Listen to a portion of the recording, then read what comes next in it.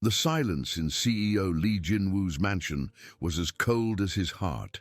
His young daughter Lee Ha-eun languished in her room, a pale shadow that even the best doctors couldn't cure. Jin-woo, a ruthless businessman, saw his fortune powerless to bring back his little girl's smile. Nannies came and went, unable to endure the icy atmosphere or reach the child. Until Kim Min-ji, with her kind eyes and a smile that seemed to carry the warmth of the sun, crossed the threshold of that house. She wasn't like the others. She observed, she listened, she felt. And it was on a quiet night, under little Ha-eun's bed, that Min-ji found not just a forgotten secret, but the key to unraveling the girl's pain and unknowingly to melting her boss's icy heart. The air under Lee Ha-eun's bed was thick, laden with the smell of dust and a silence that seemed to guard secrets. Min-ji stretched out her hand, her fingers brushing against something cold and hard. It wasn't a forgotten toy, nor a lost sock. It was a small wooden box, worn at the edges, with faded carvings that might once have been flowers. Her heart skipped a beat. Carefully, she pulled the object into the faint light filtering from the window. As she opened it, a gust of melancholy seemed to escape. Inside, nestled in a piece of aged silk fabric, was a child's drawing. The colors, once vibrant, were now pale, but the image was unmistakable. A family, a tall man, a long-haired woman, and a small girl, holding hands under a smiling sun.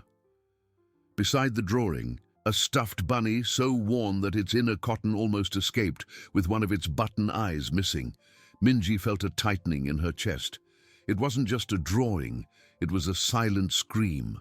A dried tear stained the corner of the paper, right where the woman's figure was. She looked at Ha-eun, who slept a restless sleep, her forehead furrowed as if she were fighting invisible ghosts. The girl was a miniature of the drawing, but without the smile, without the sparkle in her eyes. Min-ji understood. Ha-eun's illness wasn't just physical. It was the manifestation of deep pain, of an absence that all the money in the world couldn't fill. That box was Ha-eun's memory sanctuary, a refuge for what she had lost or feared losing. In the days that followed, Min-ji observed Ha-eun through a new lens. The girl refused food, avoided eye contact, and spent hours staring at the empty garden, as if waiting for someone who never arrived. Min-ji tried to approach, offering the stuffed bunny, but Ha-eun merely turned her face away, a shiver running through her fragile body. It was as if the memory, though precious, was also an open wound she didn't want to touch. The tension in the mansion was palpable. CEO Lee Jin-woo rarely appeared, but his presence was felt in every cold, impeccable corner. He was a shadow of authority, a man who controlled empires, but who seemed powerless before his own daughter's fragility. One evening, as Min-ji prepared tea for Ha-eun, Jin-woo entered the room.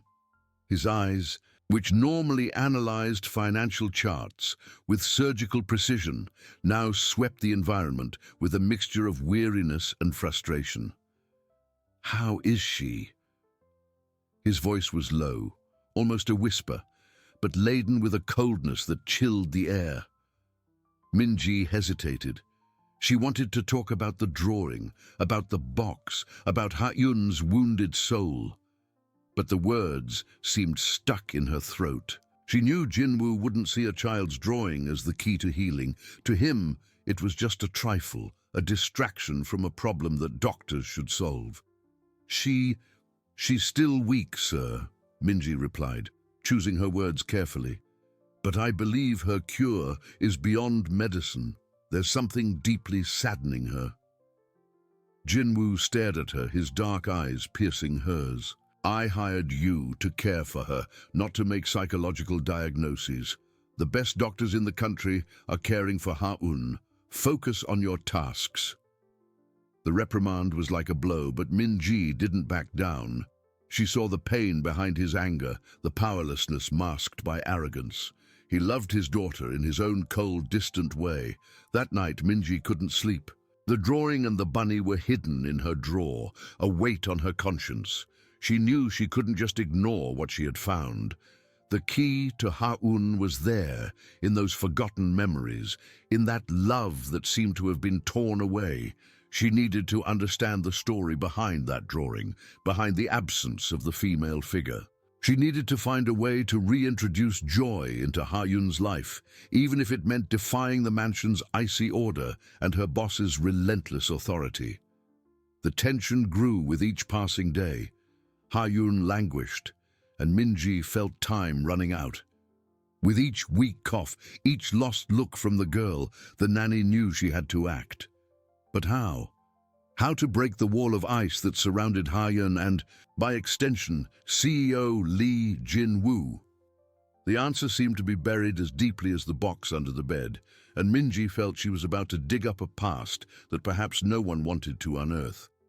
The mansion, once a labyrinth of luxury, now seemed like a minefield, and Minji was about to take the first step. The night dragged on, cold and silent in the Lee mansion. Minji, lying in her bed, couldn't shake the image of the faded drawing and the worn bunny. Those objects, so small and insignificant to the outside world, were Ha-un's soul, a mute cry from a child who was wasting away.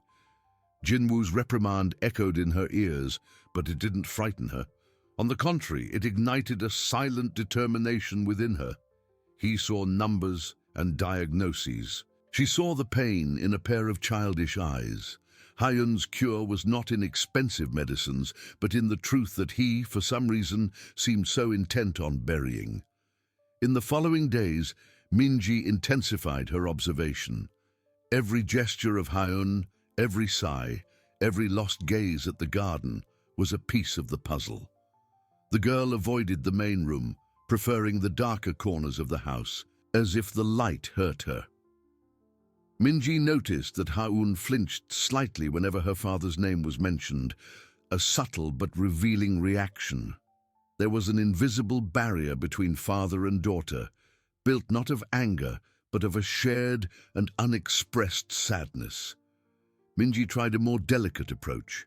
She left the stuffed bunny, carefully cleaned, on Ha-un's bedside table. At first, the girl ignored it, but one morning, Minji secretly caught her hugging the toy, her face hidden in its worn fur.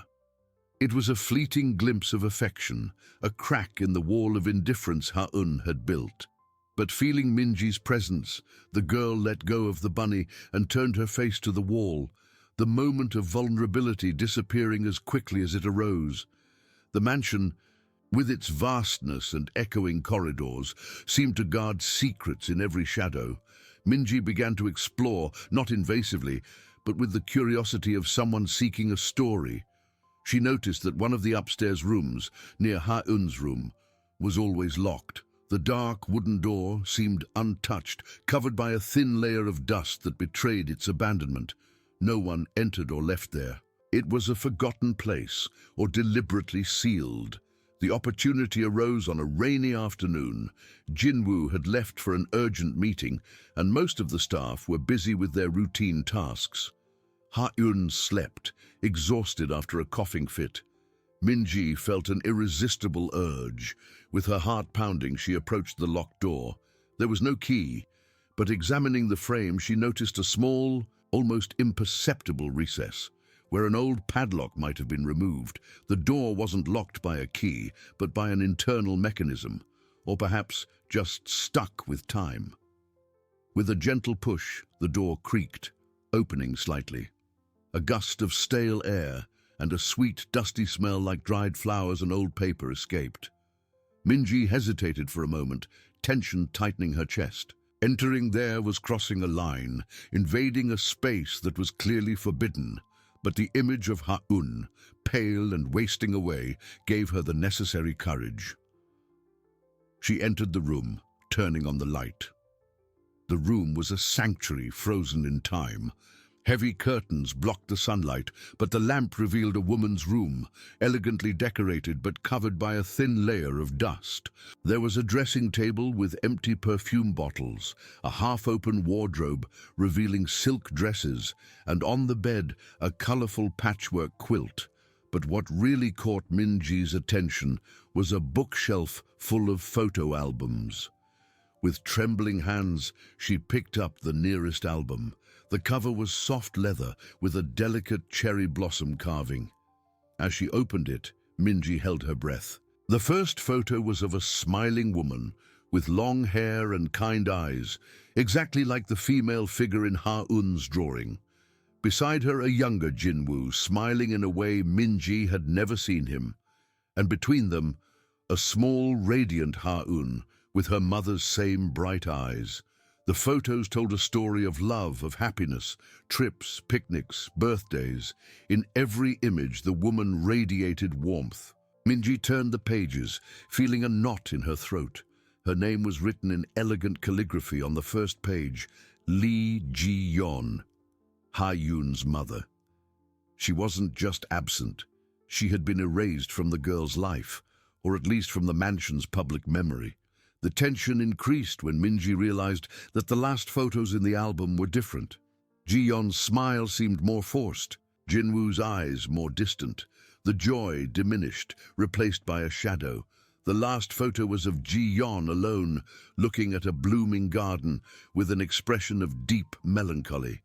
There was no date, but the feeling of farewell was palpable. Minji felt time running out. She needed to get out of there before someone found her, but what she had discovered was monumental. Ha-eun's illness was unprocessed grief, a longing for her mother that had been swept under the rug. The box under the bed, the drawing, the bunny. Everything was a sanctuary for Lee Ji-yeon. That night, Minji looked at Ha-eun, who slept a more restless sleep than usual. The girl coughed, a weak sound that cut through the silence. Minji knew she was on the right track, but she also knew that unearthing the truth about Lee Ji-yeon would be like opening Pandora's box, not just for Ha-eun, but for Jinwoo himself. She had found the key to the past, but the door to the future was still shrouded in mystery and danger. The mansion, once a labyrinth of luxury, now seemed like a minefield, and Minji was about to take the next step, aware that every move could have devastating consequences. The heavy air of the forgotten room still clung to Minji as she closed the door with utmost care, the minimal creak echoing in her ears like thunder. Her heart pounded erratically, a mix of fear and strange euphoria. She had crossed the line, invaded the sanctuary of a forbidden memory, but the truth she found was a beacon in the darkness of that mansion, Lee Ji-yeon. The name danced in her mind, the image of the woman's gentle smile in the photos, a brutal contrast to the coldness that now dominated the house. Minji returned to Ha-eun's room, where the girl slept pale and fragile. She looked at the stuffed bunny on the bedside table, now understanding its deeper meaning. It wasn't just a toy, it was a link, a tangible piece of a love that had been torn away. Ha-eun's illness wasn't just physical, it was the manifestation of a broken heart, of suffocated grief. CEO Lee Jinwoo, with all his wealth and power, had tried to bury the pain, but in doing so, he was also burying his own daughter.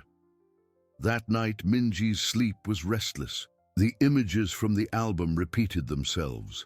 Ji-yeon radiant, Ji-yeon melancholic, Jinwoo smiling in a way she had never seen him.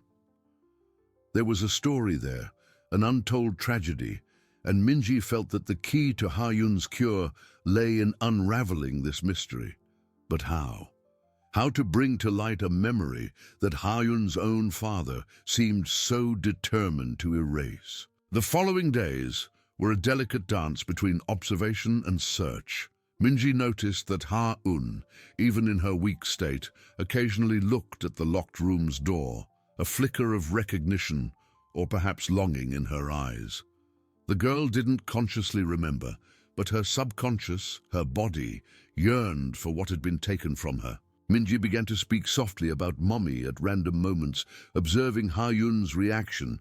At first, the girl didn't react, but one day, upon hearing the word, a subtle tremor ran through her body and she clutched the bunny tightly. It was a sign. The tension in the mansion increased, not only because of Ha-Yun's illness, but because of Jinwoo's increasingly oppressive presence. He seemed to sense that something was changing, that the order he had imposed was being challenged. His eyes swept over Minji with an intensity that made her hold her breath. "Are you sure you're following the doctor's instructions?" he asked one afternoon, his voice low and controlled but with a thread of steel. "Ha-Yun isn't improving as quickly as I expected."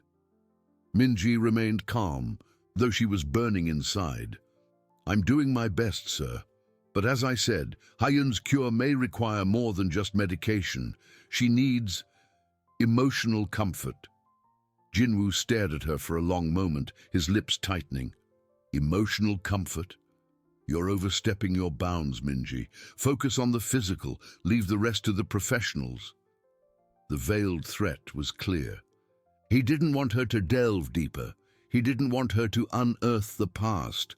But Minji couldn't back down. The image of Ji-yeon, her smile, her melancholy, and little Ha-Yun wasting away were too heavy a burden to ignore.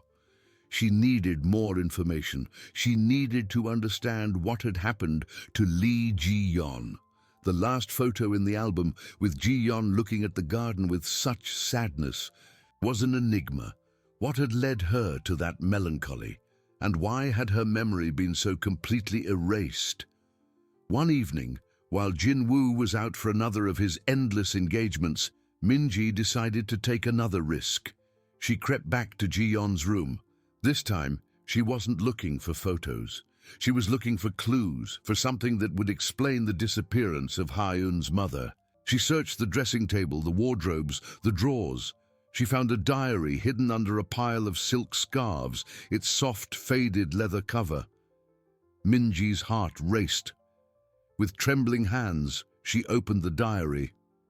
The first pages were filled with elegant, optimistic calligraphy, describing her love for Jinwoo, the joy of motherhood, her dreams for Ha-Yun. But as she progressed, the writing became more erratic, the words darker. Ji-yeon wrote about loneliness, about Jinwoo's growing distance, about the pressure of life in the mansion, and about an illness that was slowly consuming her. "I feel like I'm disappearing," one entry read, "and they're letting me go." Minji felt a chill. The illness. That was it. Ji-yeon had died, but the way her memory was treated was what was killing Ha-Yun. The last entry was from a few years ago, shortly before the date Ha-Yun began to waste away.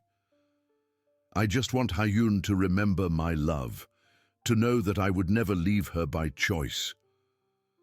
The truth was more painful than Minji had imagined. Jinwoo hadn't erased Ji-yeon's memory out of malice, but perhaps out of his own pain. His inability to cope with loss and the mistaken belief that he would protect Ha-Yun from the same pain. But he was wrong. By erasing Ji-yeon, he had erased a vital part of Ha-Yun. Minji closed the diary, the weight of the revelation crushing her. She had the story, the missing piece. Now the question was, how to use this truth to heal Ha-Yun without destroying the fragile structure Jinwoo had built. The mansion was not just a minefield, it was a mausoleum of memories, and Minji was about to light a candle in its darkness, knowing that the flame could consume everything. The next step would be the most dangerous, but she could no longer back down. Ha-Yun depended on her. The soft leather of the diary seemed to burn in Minji's hands, even after she had closed it. The truth, cold and brutal, had revealed itself. Lee Ji-yeon had not abandoned her daughter. She had been taken by illness, and her memory, buried by a grief that had turned into denial. The weight of this revelation was overwhelming, but also liberating. Minji had the missing piece, the lost link that connected Ha-Yun's illness to her mother's absence. She crept out of Ji-yeon's room, the diary hidden under her apron, her heart beating like a war drum. Back in Ha-Yun's room, the girl slept, but her sleep was restless, a dry cough tearing through the silence from time to time. The paleness of her face was more pronounced, and Minji felt an urgency that propelled her. There was no more time to hesitate. The mansion, with its silent corridors and imposing walls, now seemed like a battlefield, and Minji, a lone soldier. She knew that confronting Jinwoo directly with the diary would be a disaster. He, in his pain and rigidity, would likely fire her and banish her from the mansion, sealing Ha-Eun's fate. The approach needed to be subtle, gradual, like unearthing a delicate treasure from under layers of hardened earth. The next morning, Minji began her mission. As she prepared Ha-Eun's breakfast, she spoke about the girl's mother, not directly, but incidentally.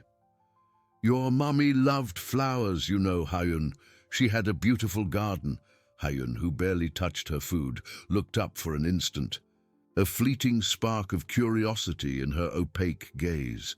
It was a start. Minji began to incorporate small details from the diary into her conversations. She spoke about Ji-yeon's favorite colors, the songs she liked to sing, the stories she told. She didn't mention the illness, only the beauty and love Ji-yeon radiated. The stuffed bunny, once just an object of comfort, became a starting point. "This bunny was a special gift from your mommy, Ha-Eun. She chose it with great care for you."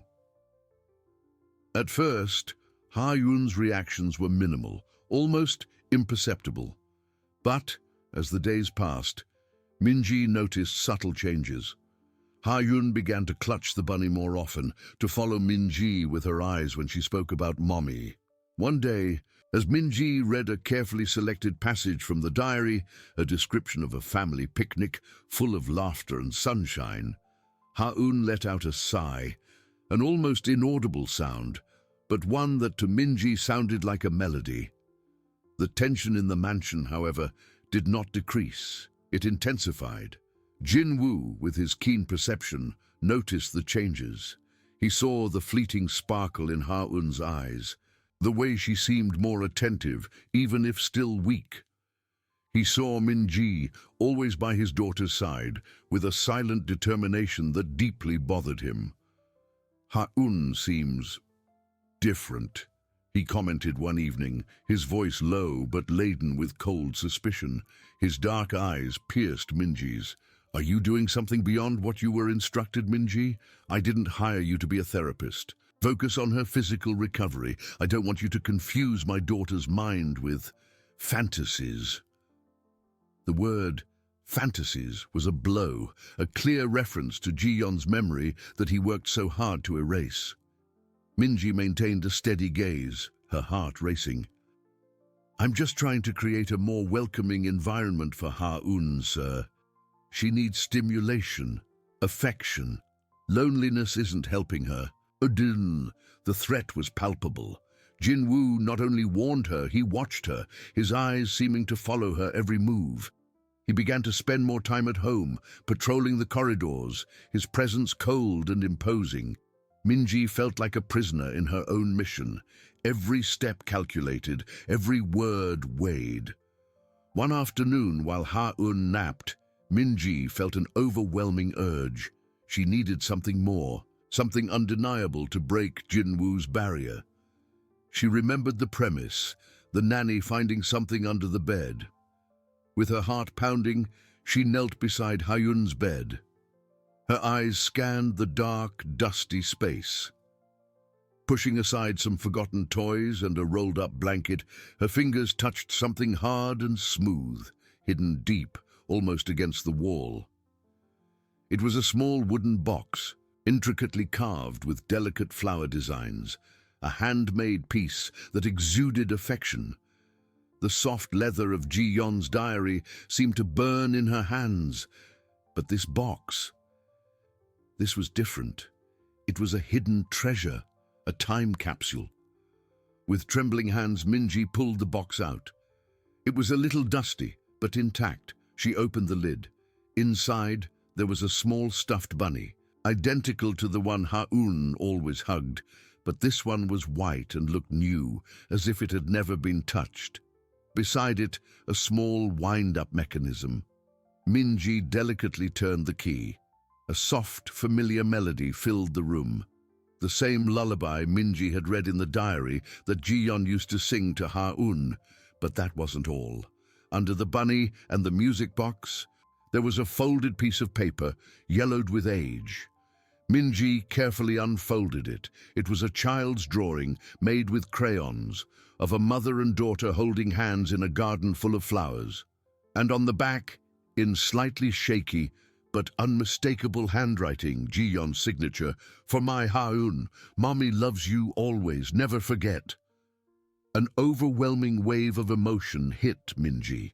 It wasn't just a drawing, it was a direct message, a testament of love that Ji-yeon had left for her daughter, hidden under the bed, waiting for the right moment to be found. Tears welled up in Minji's eyes. This was the irrefutable proof, Ji-yeon's voice echoing through time, that Jin-woo could not silence. The music box, the new bunny, the drawing, and the message, they were the key. With the wooden box in her hands, Minji felt renewed strength, a courage that surpassed all fear. She had the truth, not just in words, but in tangible objects, laden with love. The next step would be the riskiest of all, confronting Jin-woo, not with anger, but with the truth and love he had tried to bury. The mansion, once a labyrinth of luxury, now seemed like a stage for an inevitable drama, and Minji was about to step onto it, aware that Ha-un's fate depended on her courage. She looked at the box in her hands, the weight of responsibility, but also of hope crushing her. The moment of truth was near. The small wooden box, with its delicately carved flowers, seemed to pulse in Minji's hands. The immaculate white bunny, the music box that played Ji-yeon's lullaby, and the child's drawing, with the mother's shaky handwriting. "For my Ha-un, Mommy loves you always. Never forget." Those words, a testament of love from the past, were the irrefutable proof she had sought. Jin-woo could deny the diary, the photos, even the memories Ha-un was beginning to revive.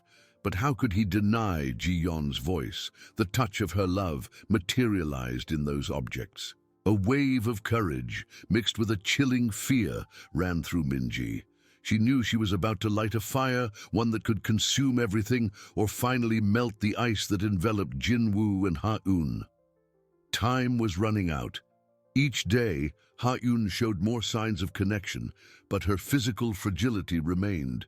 The illness still held her captive, and Minji knew that emotional healing needed to go hand in hand with physical healing. The following days were a tense choreography. Minji kept the wooden box in a safe place, but the objects within it became the center of her strategy. She continued to read the diary, to show the photos, but now with a new conviction, a palpable urgency. Ha-un, in turn, seemed more responsive. Her eyes, once distant, now followed Minji with childish curiosity. She clutched the old bunny more tightly, and once, upon hearing Minji sing one of Ji-yeon's songs, a faint, almost imperceptible smile illuminated her pale face. Jin-woo, however, was not blind. His presence in the mansion became almost constant, a vigilant shadow that seemed to stretch through every room. He observed Minji with an intensity that made her feel exposed, her every movement analyzed, every word weighed. His comments were more frequent, more incisive. "You're spending too much time with Ha-un, Minji," he said one morning, his voice low and controlled, but with a sharp edge. He found her in Ha-un's room, reading to the sleeping girl. "Remember your responsibilities. I don't want my daughter to become inappropriately attached to you." Minji felt her blood run cold. "Sir, I'm just doing my duty to care for Ha-un. She needs companionship." "Companionship, yes, but not unnecessary influences," he retorted, his dark eyes sweeping the room, pausing for an instant on the stuffed bunny Ha-un was hugging. Minji felt a shiver. He was suspicious. He was close. The tension was a rope stretched to its maximum, about to snap. Minji knew she could no longer postpone the confrontation. She needed to choose the right moment, a moment when Jinwoo couldn't escape, couldn't hide behind his armor of a cold, rational CEO. The opportunity arose on a rainy afternoon. Jinwoo, to everyone's surprise, was home early. He had entered Ha-Yun's room, a rare occurrence, and was standing by the bed watching his daughter sleep. There was a vulnerability in his posture, a melancholy Minji had never seen before. It was now or never. With her heart pounding like a war drum, Minji picked up the wooden box. She approached the bedroom door, taking a deep breath, feeling the weight of history and hope in her hands. She entered silently. Jinwoo, hearing her, turned, his eyes narrowing in an immediate warning. "Minji, I told you to leave me alone with Ha-Un," he began, his voice low and threatening. Minji didn't back down.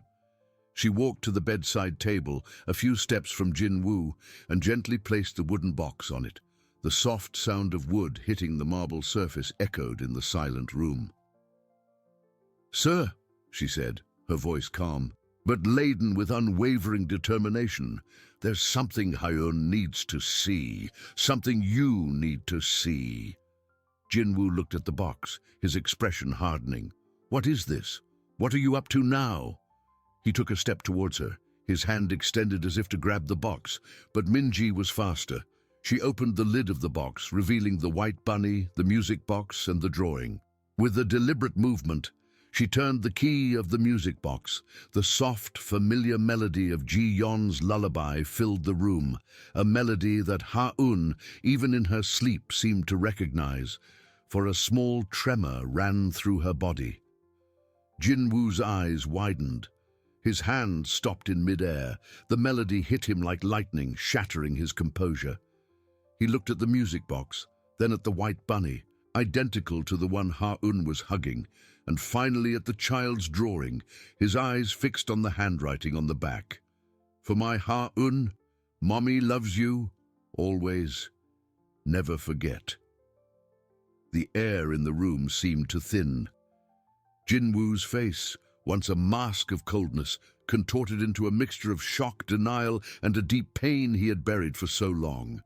He extended a trembling hand and touched the drawing, his fingers brushing Ji-yeon's words. This is impossible," he whispered, his voice hoarse, almost unrecognizable. His eyes, once so cold, were now watery, fixed on the drawing, as if he were seeing a ghost. Minji seized the moment. "It's not impossible, sir. It's the truth. Your wife, Ji-yeon, hid this for Ha-Un, a gift, a message of love. She knew Ha-Un would need it." The music box melody continued, a melancholic soundtrack to the revelation. Jinwoo closed his eyes for an instant, a solitary tear rolling down his cheek. The sound of the song, the drawing, Ji-yeon's words. Everything combined to unearth memories he had sealed so tightly. Suddenly, Ha-Un stirred in bed, her eyes slowly opened, still sleepy, but drawn by the melody. She looked at the music box, then at the white bunny, and then her eyes found the drawing. A small sound escaped her lips, an almost inaudible murmur. "Mommy?" she whispered, extending a weak hand towards the drawing. The word, spoken by Ha-Un herself, hit Jinwoo with the force of thunder. He looked at his daughter, then at the box, then at Minji. An internal battle fought in his eyes. The icy armor he had built was cracking, and the truth, the love he had tried to erase, began to emerge, painful and undeniable. Minji knew she had planted the seed. The struggle, however, was just beginning, and Jinwoo's reaction, now that the truth was exposed, would be unpredictable and dangerous. Ha-Yun's murmur, that single word, "Mommy," resonated in the room like a crystal bell, breaking the tense silence. To Jinwoo, it was more than a sound. It was an earthquake. His eyes, already watery, widened, fixed on his daughter, then on the wooden box. and then on Minji, as if he were trying to decipher an impossible enigma. The music box melody, once just a lullaby, now seemed like a lament, a voice from the past he had silenced for so long. Jinwoo's hand, which moments before had touched the drawing with disbelief, now slowly retreated as if it had been burned. He staggered a step back, the expression on his face an agonizing mixture of shock, denial, and a pain so profound that Minji felt a shiver. The mask of coldness he had worn for years, the impenetrable armor of the ruthless CEO, was crumbling before his eyes, revealing a broken man. "Ha-un," he whispered, his voice almost inaudible, a thin thread of sound that could barely escape his throat. He didn't dare approach his daughter, as if he feared that in doing so, the fragile illusion of control he maintained over his life would completely disintegrate. Minji, sensing Jinwoo's vulnerability, decided to act delicately but with unwavering firmness. She knelt beside Ha-un's bed, picked up the drawing, and gently extended it to the girl. "Yes, Ha-un," she said, her voice soft but laden with emotion. "It's from your mommy. She loves you very much." Ha-un, with her eyes still a little clouded by sleep and illness, but now focused on the drawing, extended her small pale hand and touched the image of the mother and daughter in the flower garden. A faint, almost imperceptible smile blossomed on her lips, the first genuine smile Minji had seen in days. It was a smile of recognition, of love, of a memory that was being gently awakened. Jinwoo watched the scene, paralyzed. Ha-un's smile, the way she touched the drawing, the melody that continued to fill the room. Everything was a torrent of evidence he could no longer ignore.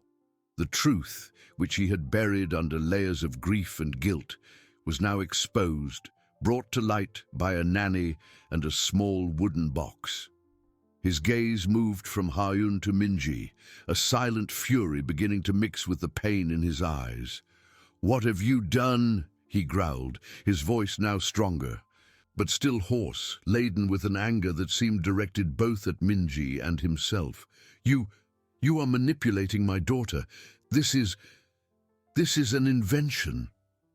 Minji slowly stood up, holding the wooden box. "Sir, there is no manipulation here. There is only the truth. Ji-yeon hid this for Ha-un. She wanted her daughter to know how much she was loved, even if she was no longer here." Minji took the white bunny from the box and placed it next to Ha-un's old bunny. "This is a gift from her, a new bunny, for when the other one got worn out, a symbol of her never-ending love." Jinwoo took another step back, as if trying to escape the avalanche of emotions. He looked at the two bunnies, one old and worn, the other white and untouched. The image of Ji-yeon, with her gentle smile, appeared in his mind, a memory he had suppressed with an almost violent ferocity. He remembered the last time he had seen her, the argument, the harsh words that had been exchanged. Guilt, a sleeping monster, awakened with overwhelming force. She never told me," Jinwoo stammered, his voice failing. "She never told me about this." There was a tone of betrayal in his voice, but also of deep sadness. He wasn't just denying the box's existence, he was denying the depth of Ji-yeon's love, a love that he, in his pain, had tried to erase. "Perhaps she didn't have time, sir," Minji replied, her voice soft but firm. "Or perhaps she knew you would need time to find your way back. To find your way back to Ha-un, to her memories, to your own healing." She moved a little closer, extending the wooden box to him. "This is not my truth, sir. It is Ji-yeon's truth. It is her love, and Ha-un needs it. She needs you to accept it." Jinwoo looked at the box, at the drawing, at the bunny, at his daughter who was now sleeping again, a faint smile still on her lips. The music box melody finally ceased, leaving a heavy silence in the room. The air seemed to vibrate with unspoken tension, with repressed emotions finally exploding. He reached out, not for the box, but for the bedside table, leaning on it as if his legs had given way. His shoulders trembled, and a muffled sound escaped his lips, a sob he desperately tried to suppress. The icy armor had not just cracked. It had shattered into 1,000 pieces, revealing the raw pain and grief he had carried alone for so long. Minji watched, her heart aching. It wasn't a victory. Not yet.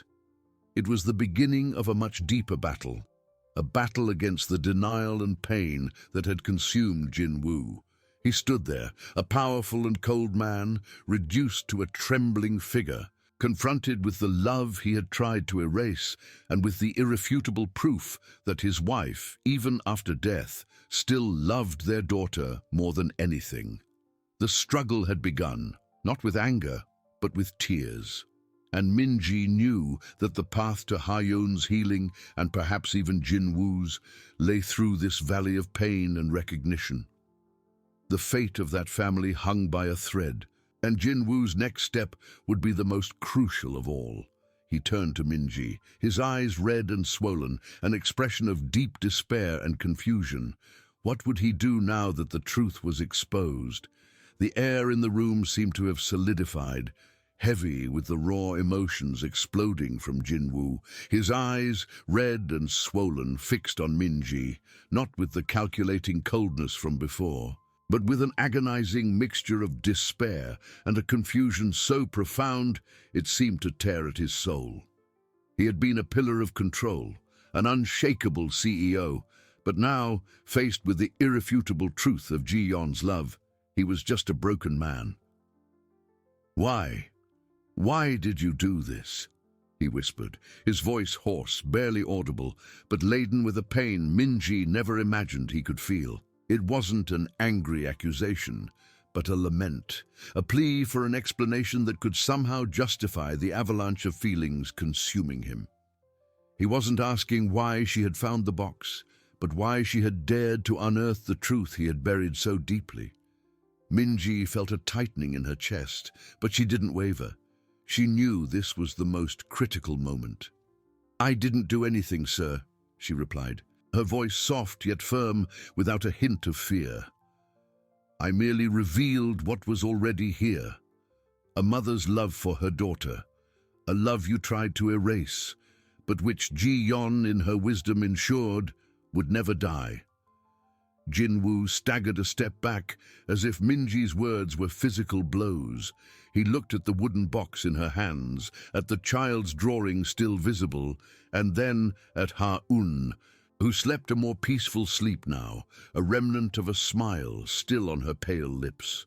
The image of Ji-yeon, whom he had transformed into a distant and almost bitter figure in his memory, was now being replaced by the gentle, loving woman he had known. The mother who had planned a future of affection for her daughter, even in the face of uncertainty. She would never have hidden this from me. Jinwoo stammered, a new wave of pain and betrayal mixing with his confusion. We had our problems, but she was always honest about Ha-eun. Denial was a fortress he still tried to erect, even as its walls crumbled. He wanted to believe Ji-yeon would have included him, that he would have been part of this plan of love. The idea that she had acted alone, perhaps foreseeing her own absence, was an even deeper wound. Minji took a step forward, approaching him but maintaining a respectful distance. "Sir, perhaps she didn't hide it from you. Perhaps she hid it for you, for the right moment, for when Ha-eun needed it most, for when you needed it most." She extended the wooden box, offering it to him.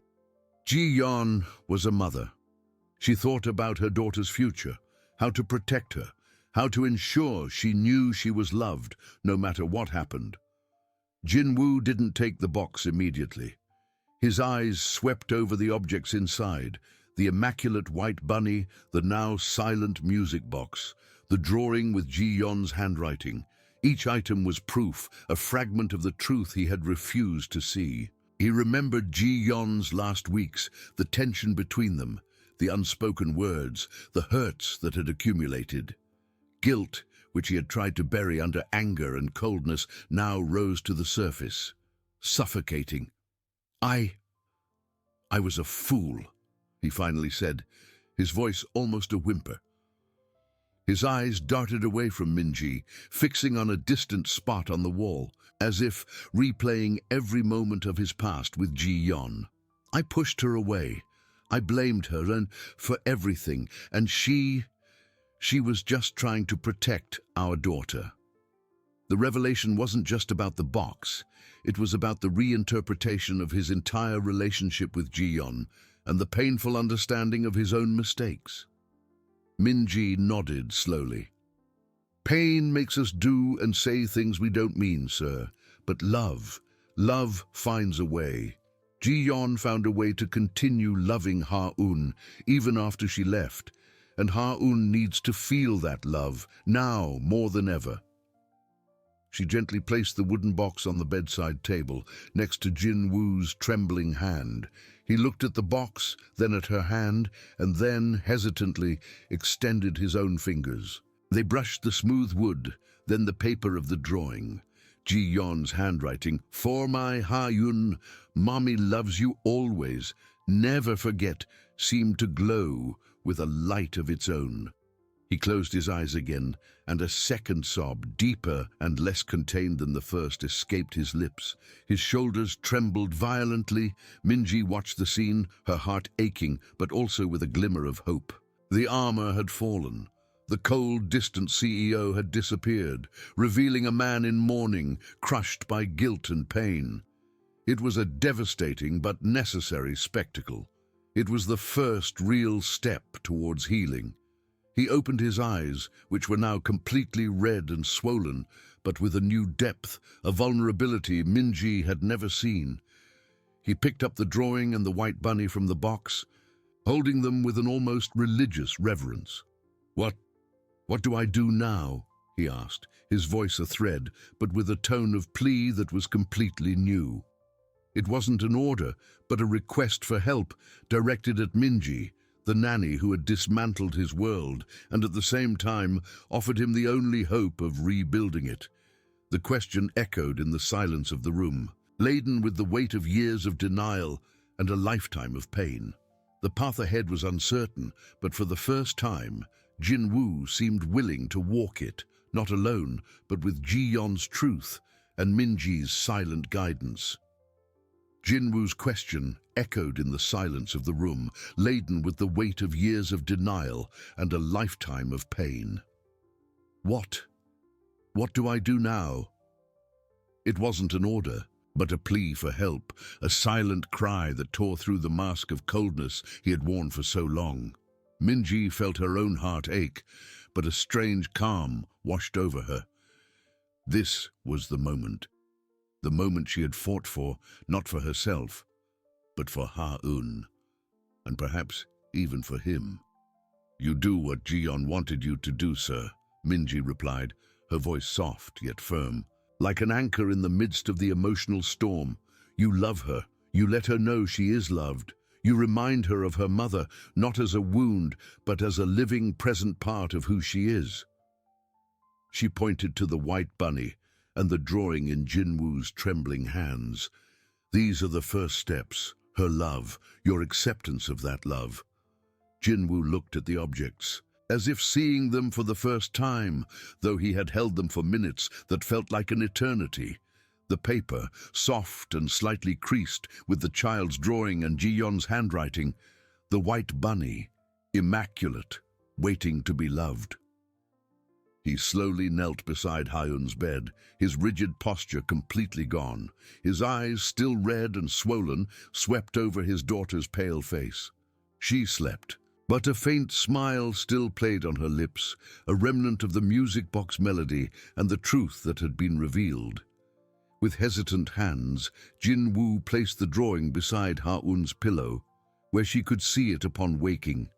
Then, with even greater care, he positioned the white bunny next to the worn bunny she always hugged. The two toys, one a symbol of the past and the other of the future, now rested together, a silent promise of continuous love. He reached out not for the bunny, but for Ha-eun's fine hair, stroking it with a tenderness Minji never imagined he possessed. "Ha-yun-na," he whispered, his voice choked, almost inaudible. "Daddy's here, Mommy's here, always." The words were simple, but laden with a weight that only pain and redemption could give. He remained there, kneeling, watching his daughter as if trying to absorb every detail of her face, every soft breath. It was as if, for the first time in years, he was truly seeing Ha-un, not just as a painful reminder of Ji-yeon, but as his own daughter, deserving of all the love he had repressed. Minji watched in silence, feeling a pang of emotion. The armor had fallen, and the man who remained was raw, vulnerable, but finally human. That was not the cold, calculating CEO she had known. It was a father who had found his way back to his daughter, guided by the love of a mother who had planned everything. The night wore on, and Jin-woo did not move. He stayed there, kneeling, holding Ha-un's tiny hand, occasionally whispering words of love and regret. Minji, sitting in an armchair in the corner, watched the scene, her heart full of cautious hope. Ha-un's fever, which had been so persistent, seemed to subside a little. Her breathing was more regular, and the paleness in her face seemed to diminish, replaced by a slight flush. It was subtle, almost imperceptible, but Minji knew it was a sign. Love, like a balm, was beginning to do its work. The next morning, Ha-un's doctor, Dr. Lee, arrived for his daily visit with his usual worried expression. However, as he examined the girl, his brow furrowed in confusion. "The fever is lower," he murmured, checking her vital signs. "And her pulse is stronger. It's an improvement, though we still don't know the exact cause." He looked from Jin-woo, who was now sitting on the edge of the bed, holding Ha-un's hand, the white bunny and the drawing visible beside her. There was something different in the air, a palpable change the doctor couldn't scientifically explain. Jin-woo merely nodded, his eyes fixed on Ha-un. He knew what had changed, the truth, the love, the permission to feel. Minji, in turn, offered a small smile. "Sometimes, Dr. Lee, the heart has its own remedies, and a mother's love is the most powerful of all." The doctor, a man of science, shook his head, still skeptical, but he couldn't deny the facts. The girl was improving. When Ha-un finally opened her eyes, she blinked, confused, and then her eyes widened slightly upon seeing her father so close. He didn't have his usual distant expression. His eyes were soft, full of an emotion she didn't recognize. She looked at the drawing beside her pillow, at the two bunnies, and then at Jin-woo. "Daddy?" she whispered, her voice weak. Jin-woo smiled, a small, trembling smile that Minji realized was the first genuine smile he had given in years. "Yes, my little one, Daddy's here, and Mommy is here too, in your heart. Always." He picked up the white bunny and handed it to her. "This is from Mommy for you, for when you miss her. She loves you very much. Ha-un-ah." Ha-un took the bunny, her small fingers brushing the soft plush. Her eyes filled with tears, but they weren't tears of sadness. They were tears of recognition, of a love she had missed, but which was now being reaffirmed. She hugged the new and old bunnies, nestling them against her chest. For the first time in a long time, a true and luminous smile lit up her pale face. Minji felt a wave of relief. The battle wasn't won, but the war against denial had ended. The path to Ha-un's healing had been opened, not by medicine, but by truth and love. And Jin-woo, the cold and distant CEO, was finally beginning to find his own way back to life, guided by the light of his wife and the innocence of his daughter. What would come next would be a journey of reconstruction, but now they were no longer alone. The morning unfolded in a different kind of silence.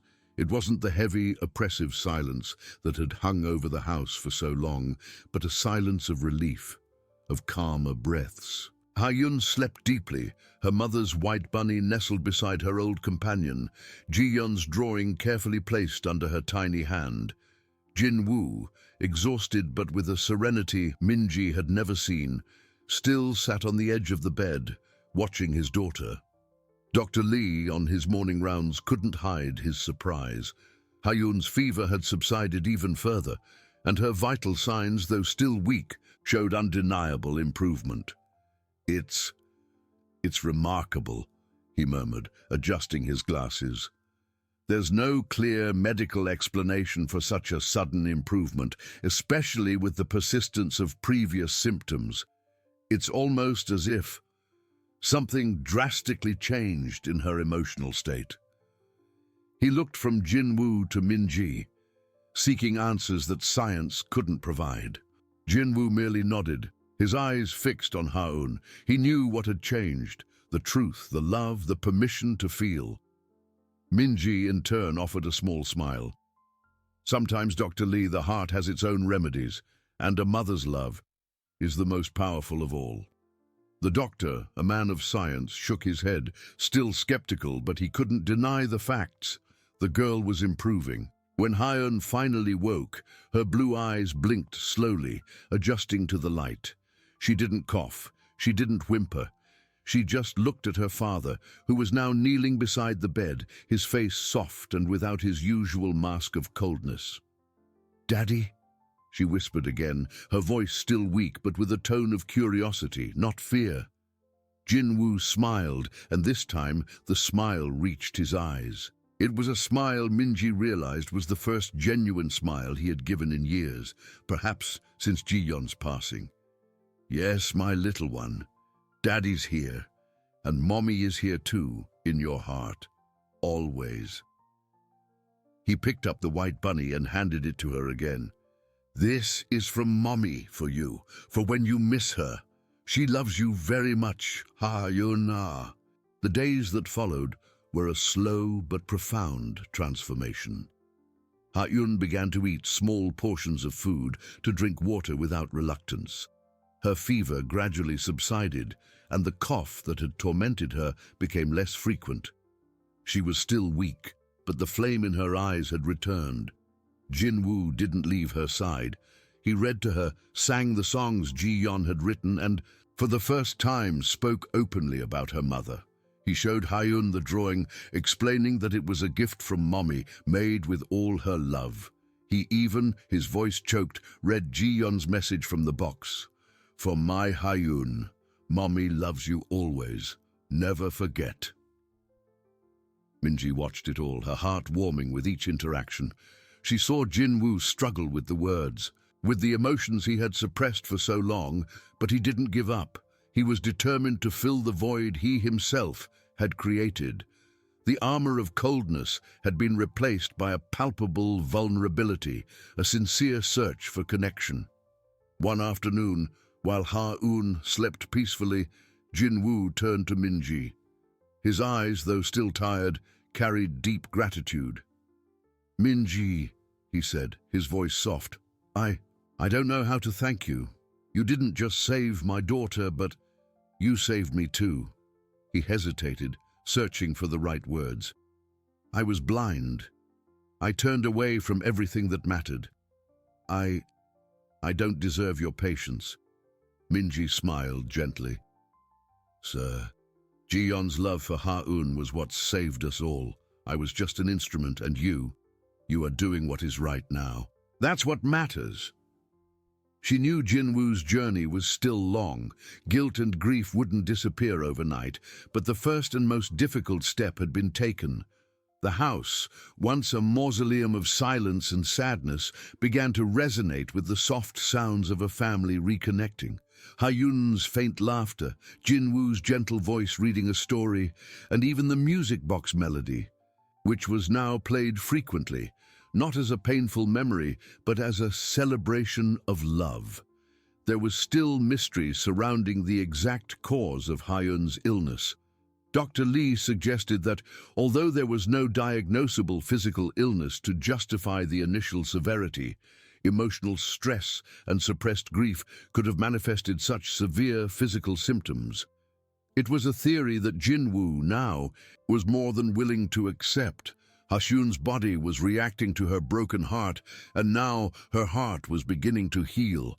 Ha-Xun's recovery was still a delicate process, but each day she gained a little more strength.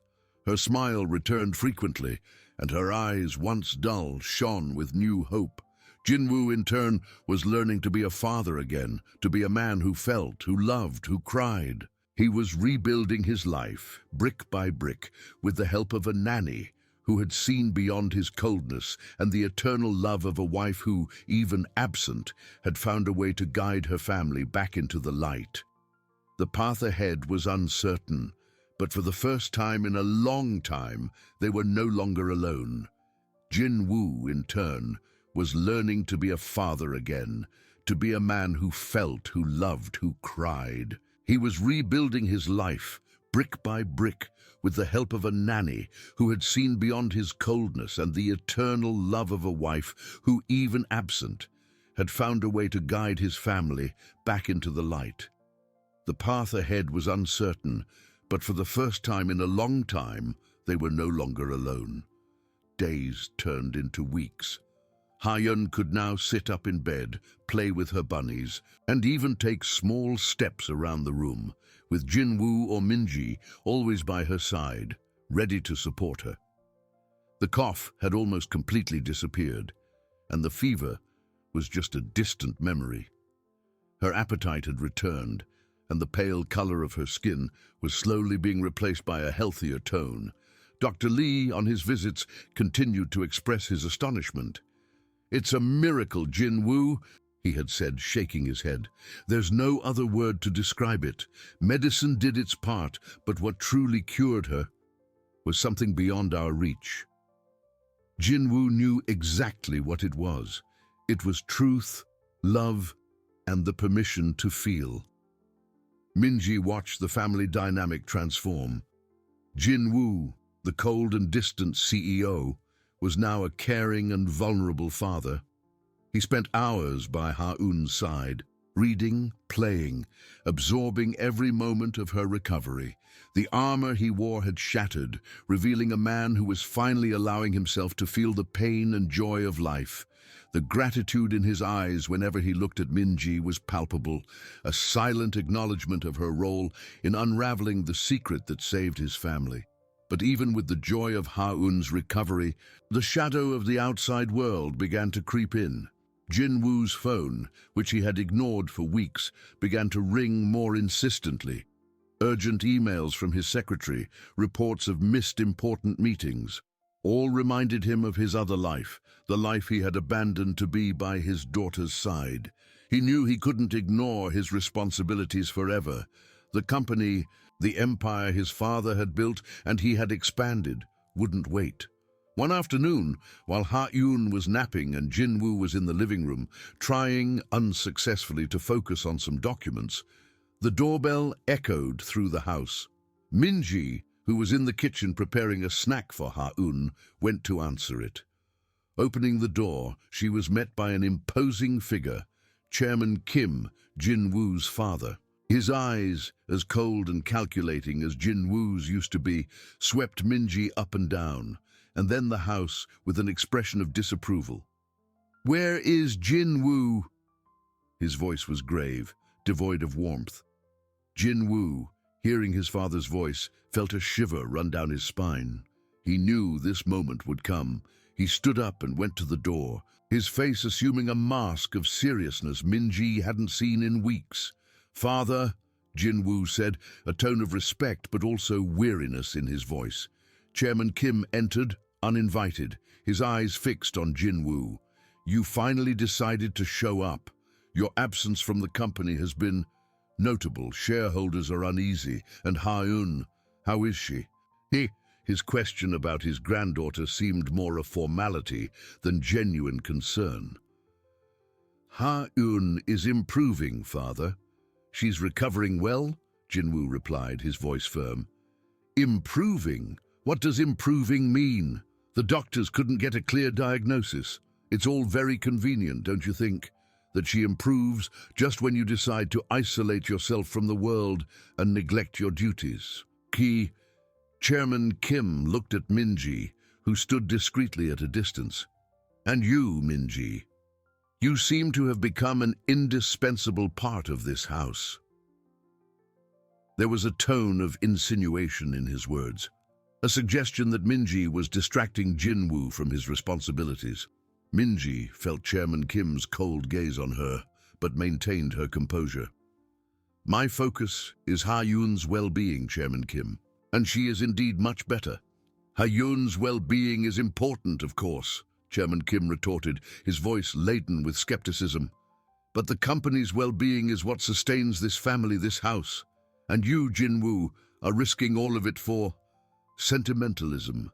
Your wife is gone. It's time to move on, not to sink into melancholy and let a sick child prevent you from fulfilling your role. Jinwoo clenched his fists. His father's words echoed his own thoughts from months ago, thoughts he now despised. Father, Ha-Yun is not an impediment.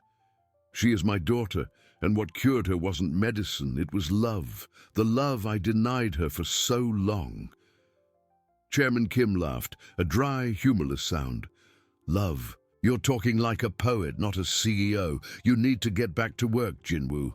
There's an important merger underway, and your absence is being noticed. Don't force me to take drastic measures. The threat was clear. Jinwoo felt the weight of the corporate world return, the pressure to be the cold, calculating man his father expected. But at the same time, he felt a new strength, a determination that came from Ha-Yun, from Ji-yeon, from Min-ji. He wouldn't go back to being that man. I will return to the company, father, Jinwoo said, his voice calm, but with unwavering resolve. But I will return as a different man. My priorities have changed, and no one, not even you, will make me forget what truly matters. Chairman Kim stared at him, his eyes narrowed, sensing the change in his son. He didn't like what he saw. We'll see, Jinwoo, we'll see. But don't expect me to tolerate any weakness. With that, he turned and left the house, leaving a trail of tension and a heavy silence. Minji looked at Jinwoo, who stood, staring at the closed door. She knew Jinwoo's battle was far from over. He had found the light for his daughter, but now he would have to fight to keep that light burning in his own world, a world that didn't forgive weaknesses or sentimentalism. The path ahead was uncertain, but for the first time in a long time, Jinwoo was no longer alone in his struggle. He had Ha-Yun, and he had Ji-yeon's memory, and somehow he knew he had Min-ji too, as a silent ally in his journey of reconstruction. The silence Chairman Kim left behind was heavier than any noise. Jinwoo remained motionless, his eyes fixed on the closed door, as if he could see through it the world that awaited him. It was a world of cold numbers, ruthless strategies, power, and a loneliness he had tried to fill with work for so long. Now he had something more, something infinitely more valuable to protect. Min-jae watched him, her heart aching. The armor Jinwoo had shed for Ha-Yun now seemed poised to be re-erected by his own father's hands. She knew Jinwoo's battle was not just against grief, but against a lifetime of expectations and a corporate culture that viewed emotion as weakness. The following days were a whirlwind of preparations. Jinwoo, though reluctant, knew he needed to return to the company. He spent mornings with Ha-Yun, reading, playing, absorbing every moment of her recovery. The girl, once so fragile, now laughed easily, her eyes shining with renewed vitality. It was this image of his flourishing daughter that Jinwoo held in his heart as a shield against the outside world. When he finally stepped into the lobby of Kim Holdings again, the air seemed denser, colder. The gazes of his employees, once distantly respectful, now carried a mixture of curiosity and apprehension. He was the CEO who had disappeared, the man who had allowed himself to be vulnerable, and the corporate world did not forgive such deviations. The first board meeting was a battlefield. Chairman Kim was there, seated at the head of the table, his eagle eyes fixed on Jin-woo. Reports on the pending merger, delays, potential losses, everything was thrown onto the table like ammunition. Jin-woo, however, was no longer the man who would bend to pressure. He listened, he analyzed, but his mind was no longer enslaved solely by profits. "Jin-woo, your absence has been costly," one of the oldest directors, Mr. Choi, commented in a meeting. His eyes fixed on the papers in front of him, avoiding Jin-woo's gaze. "The company needs your leadership, not your personal distraction." Jin-woo looked up, his voice calm but imbued with a new authority. "My personal distraction, as you call it, is my daughter, and she is the reason I see things differently now. Leadership isn't just about numbers, it's about people. And a company that doesn't care for its people, that doesn't understand the value of life, has no sustainable future." Chairman Kim said nothing, but the glint in his eyes was one of contained fury. He saw not just a son who had changed, but a successor who was threatening the very foundation of his empire. At home, Minji felt the tension even from a distance. Jin-woo returned exhausted, but not broken. He still knelt to hug Ha-eun, still read her stories, but there was a shadow in his eyes that hadn't been there before. The struggle to balance the two worlds was visible. One afternoon, while Jin-woo was in a particularly tense meeting, Minji took Ha-eun for a short walk in the garden. The girl, now able to walk more steadily, chased butterflies, her laughter echoing through the property. Suddenly, Jin-woo's phone, which he had forgotten on the living room table, rang. It was his secretary. Minji hesitated, but answered. "Hello, this is Minji. Mr. Jin-woo is in a meeting. Can I help?" "Ah, Minji." The secretary's voice, Ms. Park, sounded tense. "Please tell Mr. Jin-woo that Chairman Kim has just announced a full and immediate audit of all departments with a special focus on the finances of the last 6 months. And he also requested a review of the contracts of all domestic staff, including yours. He said we need to ensure all company resources are being utilized efficiently." Minji felt a chill. It wasn't just a corporate audit. It was a personal attack. Chairman Kim was moving his pieces, and she, Minji, was in the line of fire. He was trying to remove any influence he considered a distraction. When Jin-woo returned home, the exhaustion on his face was palpable. Minji hesitated for a moment, but knew she had to tell him. "Jin-woo," she began, her voice a little shaky. "The company's HR department called. They want to re-evaluate me." Jin-woo's gaze, previously tired, hardened instantly. He knew exactly what that meant. "He's trying to isolate me," he murmured, more to himself than to her. "He wants to take away everything that gives me strength." He approached Minji, his eyes fixed on hers. "Don't worry, Minji. I won't let that happen." The next morning, Jin-woo didn't go straight to the office. He made a stop at the HR department. Ms. Park, his secretary, who was already aware of the situation, met him with a look of apprehension. "Mr. Jin-woo, Chairman Kim was very clear about the review of domestic contracts." "And I am the CEO of this company, Ms. Park," Jin-woo replied, his voice calm, but with unquestionable authority. "Bring me all documents related to the review of Minji's contract and prepare an immediate meeting with the head of the legal department." News of Jin-woo's intervention spread like wildfire. Chairman Kim, upon learning, summoned Jin-woo to his office. "What do you think you're doing, Jin-woo?" he snarled without preamble. "You are interfering with an administrative decision. This is a sign of weakness, that you are letting your emotions dictate your actions." "No, father," Jin-woo replied, his voice firm, without faltering. "This is a sign that I am protecting my family. Minji is indispensable to Ha-eun's well-being. and any attempt to remove her will be seen as a direct attack on my daughter and my authority as CEO. Chairman Kim stared at him, his eyes flashing. He had never seen such defiance in his son. "You're playing with fire, Jinwoo.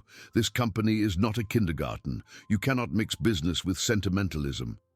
And you cannot mix power with cruelty," Jinwoo retorted, the courage in his voice surprising even himself.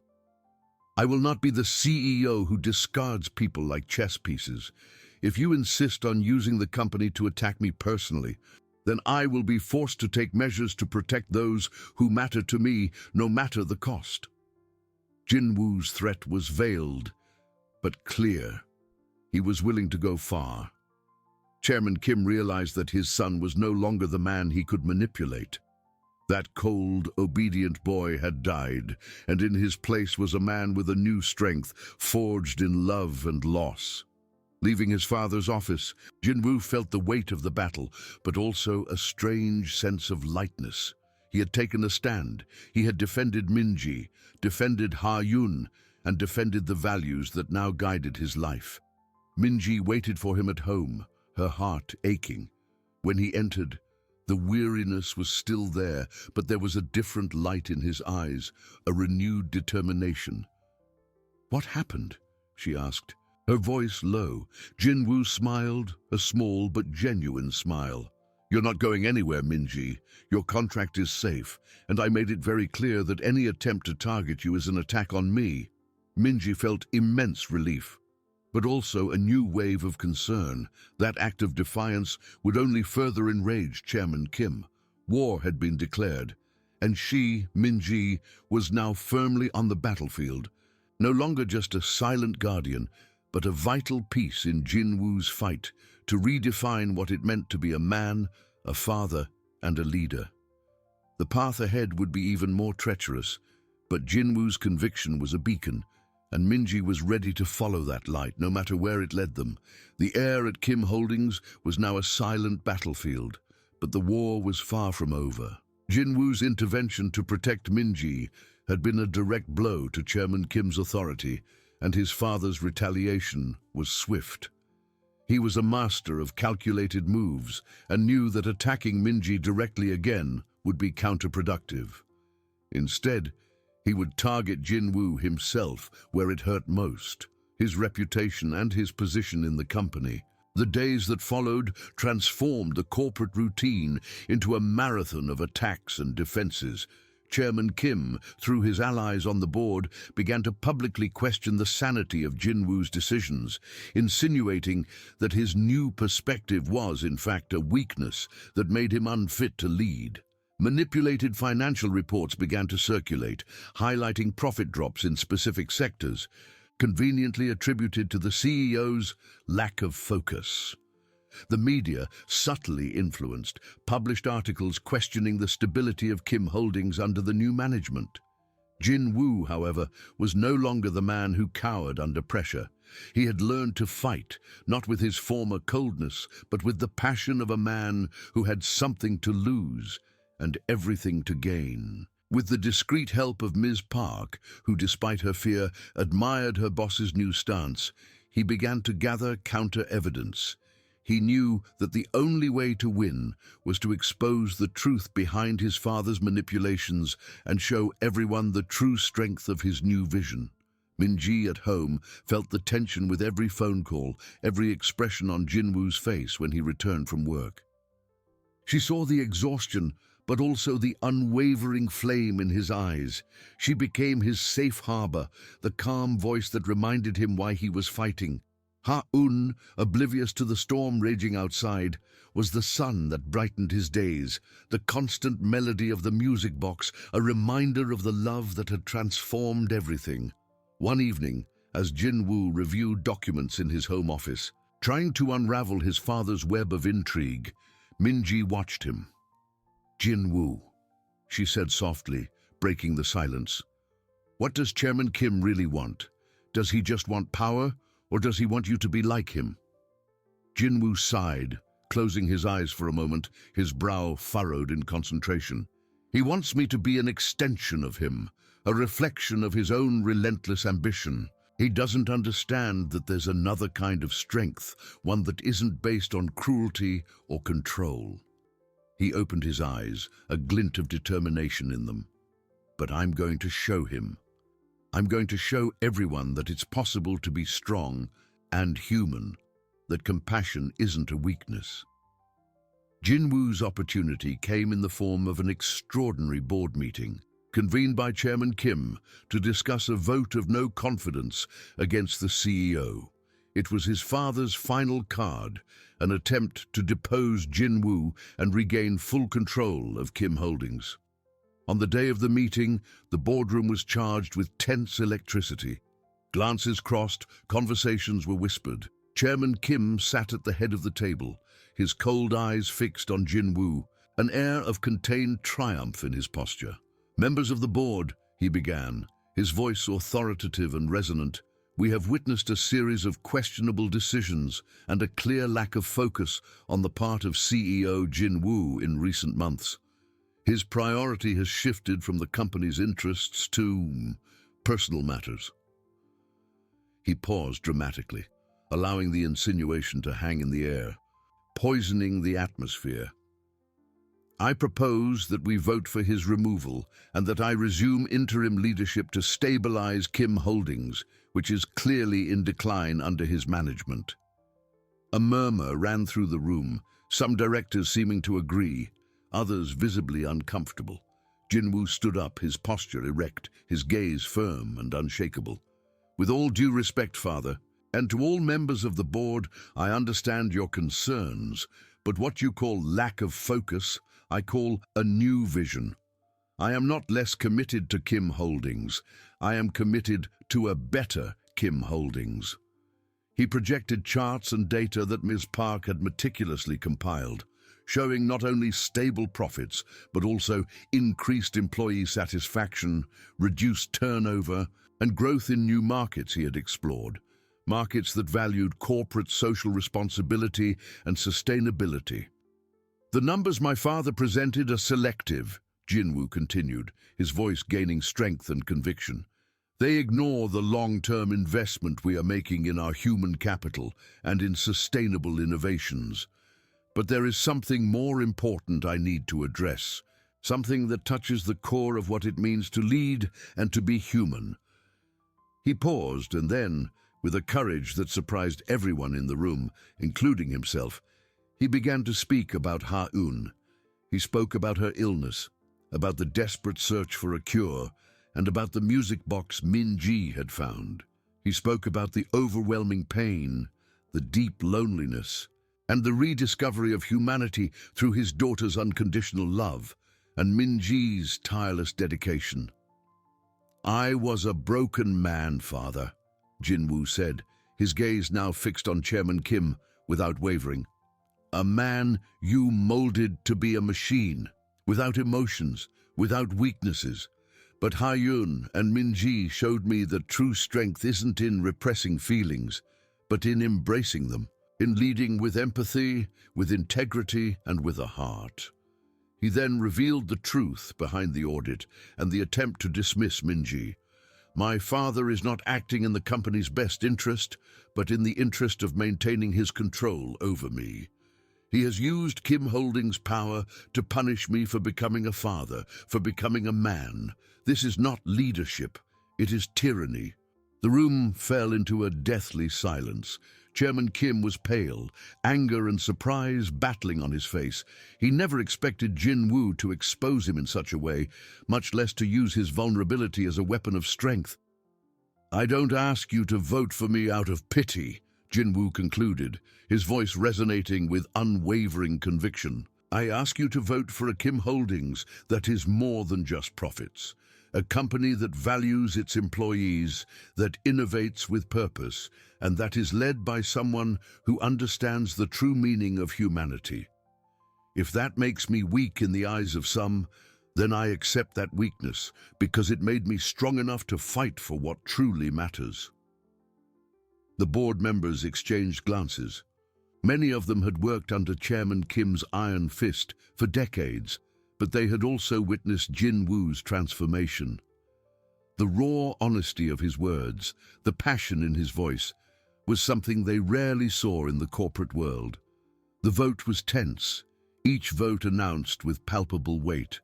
One by one, the board members cast their votes. When the final count was announced, the result was clear. The vote of no confidence had been rejected. Jin-woo would remain as CEO. Chairman Kim stood up abruptly, without a word, and left the room, his defeat evident in every step, in every line of his stiff body. It was the end of an era, and the beginning of another. Jin-woo, exhausted but with an immense weight lifted from his shoulders, returned home. Min-ji waited for him, concern in her eyes, but also a silent hope. He didn't need to say a word. The smile on his face, the sparkle in his eyes told the story. "We did it, Min-ji," he said, his voice choked with emotion, a deep relief permeating every syllable. "We did it." She smiled, tears welling in her eyes, a mixture of relief and pride. In that moment, she knew that the true victory was not just keeping the CEO position, but the victory of a man who had found himself, his family, and a greater purpose. The days that followed saw a new Kim Holdings emerge. Jin-woo, now with full support from the board and his employees, implemented his reforms, creating a more humane and innovative work environment. Chairman Kim retired, his influence diminished, but not without a final look of respect or perhaps resignation for the son who had refused to be his copy. At home, peace reigned. Ha-eun, healthy and happy, ran through the house, her contagious laughter filling every corner. The music box, now a symbol of her journey, played softly in her room, a constant reminder of the love that had healed not just a child, but an entire family. Jin-woo, the cold CEO, had disappeared. In his place was a loving father, a compassionate leader, and a man who had learned that true wealth was not in bank accounts, but in the bonds that united him to his daughter and to the woman who had brought light back into his life. Min-ji, the nanny who had found the key to a heart, was now an indispensable part of that family, a guardian not only of Ha-eun, but of the legacy of love and humanity that Jin-woo was building. The path had been long and arduous, but they had reached their destination, together, stronger than ever, ready for whatever future awaited them.